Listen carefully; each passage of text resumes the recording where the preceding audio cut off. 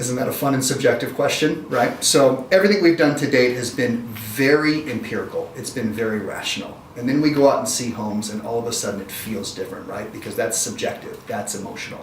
But how do we know if this is the right house to make an offer on, or should you wait? It's called optimal stopping theory.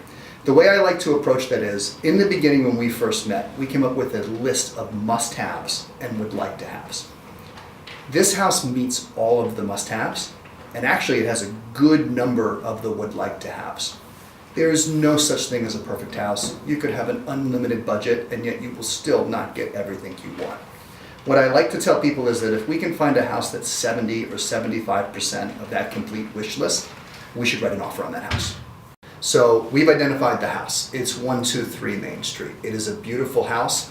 The rub is that we're not the only ones that think so. There's going to be a lot of competition for that. So we have to structure the offer in the most competitive way that does not jeopardize or put you at risk. We don't want to take any unnecessary risks, and yet we do want to win it. So what does that mean?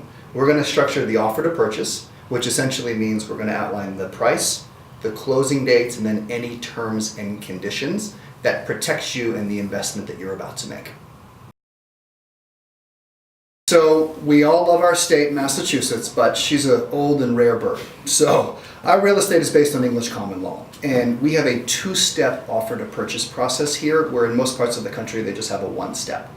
It's actually really great for the consumer because we can essentially lock the property up for very short resources.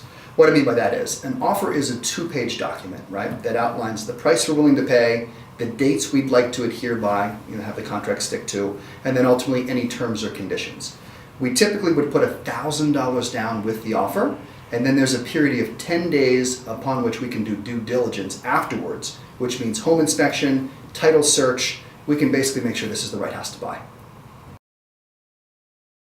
Yeah, isn't that exciting? So typically in Massachusetts, we have a 45 to 60 day closing time in which we're going to go through first all of our due diligence, and then ultimately you're going to take possession or title to the actual property.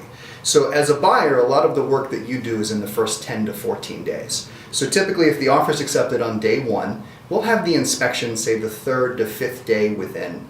Our team will have countless resources for you, all sorts of vendors, from attorneys to inspectors to lenders, which we've already talked about, all the way throughout. So the inspection will happen on day 5. If everything is satisfactory there, we will move on to what is called the purchase and sales agreement. That is the more significant date and/or contract. It replaces the offer, and that's the form that everybody uses to move forward in the transaction.